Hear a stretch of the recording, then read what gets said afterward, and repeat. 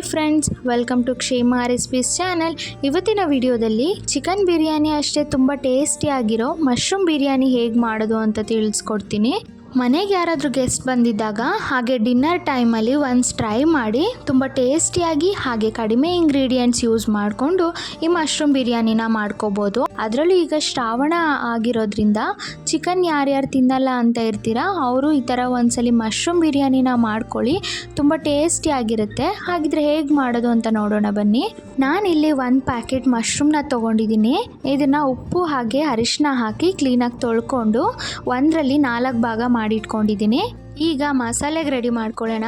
ಒಂದು ಮಿಕ್ಸಿ ಜಾರ್ಗೆ 1 ಇಂಚು ಶುಂಠಿ, 1 ಗೆಡ್ಡೆ ಬೆಳ್ಳುಳ್ಳಿ, ಹಾಗೆ 5 ರಿಂದ 6 ಹಸಿಮೆಣಸಿನ್ಕಾಯಿ, 1 ಕಪ್ ಪುದೀನ, 1 ಕಪ್ಪು ಕೊತ್ತಂಬರಿ, ಹಾಗೆ 1 ಚಿಟಿಕೆ ಉಪ್ಪನ್ನು ಹಾಕ್ಕೊಂಡು ಚೆನ್ನಾಗಿ ಪೇಸ್ಟ್ ಮಾಡ್ಕೊತೀನಿ.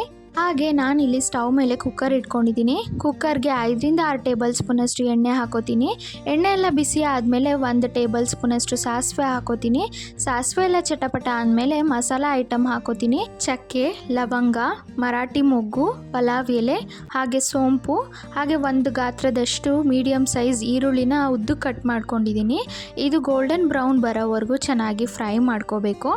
ಈರುಳ್ಳಿ ಎಲ್ಲ ಚೆನ್ನಾಗಿ ಫ್ರೈ ಆದಮೇಲೆ 1 ಚಿಟಿಕೆ ಅರಿಶಿನ, ಹಾಗೆ 1 ಮೀಡಿಯಮ್ ಸೈಜ್ ಟೊಮೆಟೊನೂ ಹಾಕೋತೀನಿ. ಟೊಮೆಟೊ ಎಲ್ಲ ಚೆನ್ನಾಗಿ ಸಾಫ್ಟಾಗಿ ಹಾಗೆ ಎಣ್ಣೆಯಲ್ಲಿ ಚೆನ್ನಾಗಿ ಮಿಕ್ಸ್ ಆಗಬೇಕು, ಅಲ್ಲಿವರೆಗೂ ಫ್ರೈ ಮಾಡ್ಕೋತೀನಿ.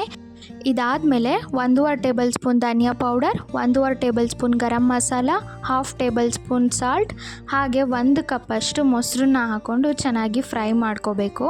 ಸ್ಟವ್ನ ಆದಷ್ಟು ಲೋ ಫ್ಲೇಮಲ್ಲಿ ಇಟ್ಕೊಂಡು ಫ್ರೈ ಮಾಡ್ಕೊಳ್ಳಿ, ತುಂಬ ಚೆನ್ನಾಗಿ ಬರುತ್ತೆ. ಹಾಗೆ ಆಯಿಲೆಲ್ಲ ಸೈಡಲ್ಲಿ ಬಿಟ್ಕೊಂಡಿದೆ ಅಂತ ಅಂದರೆ ಮಸಾಲೆ ಎಲ್ಲ ಚೆನ್ನಾಗಿ ಇಟ್ಕೊಂಡಿದೆ ಅಂತ ಅರ್ಥ.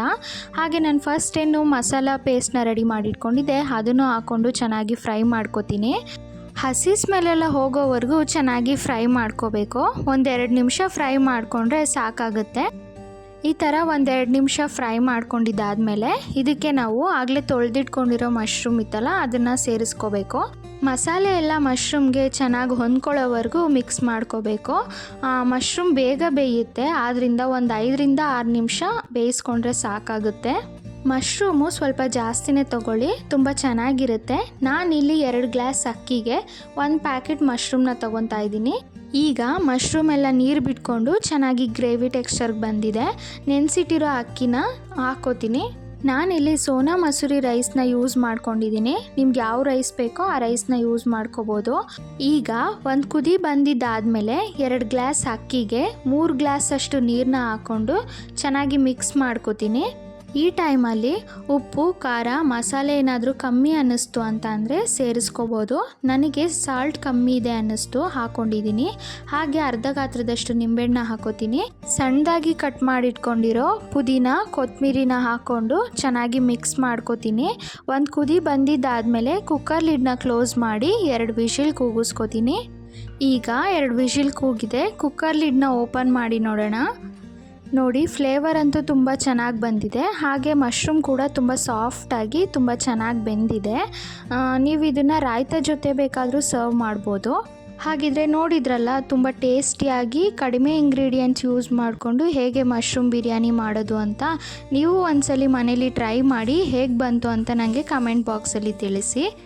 ಇನ್ನೂ ಯಾರ್ಯಾರು ನನ್ನ ಚಾನೆಲ್ನ ಸಬ್ಸ್ಕ್ರೈಬ್ ಮಾಡ್ಕೊಂಡಿಲ್ಲ ಪ್ಲೀಸ್ ಸಬ್ಸ್ಕ್ರೈಬ್ ಮಾಡ್ಕೊಳ್ಳಿ, ಹಾಗೆ ನನಗೆ ಸಪೋರ್ಟ್ ಮಾಡಿ. ಈ ವಿಡಿಯೋ ಇಷ್ಟ ಆಗಿದ್ದಲ್ಲಿ ಲೈಕ್ ಮಾಡಿ, ನಿಮ್ಮ ಫ್ರೆಂಡ್ಸ್ ಆ್ಯಂಡ್ ಫ್ಯಾಮಿಲೀಸ್ಗೆ ಶೇರ್ ಮಾಡಿ. Thank you.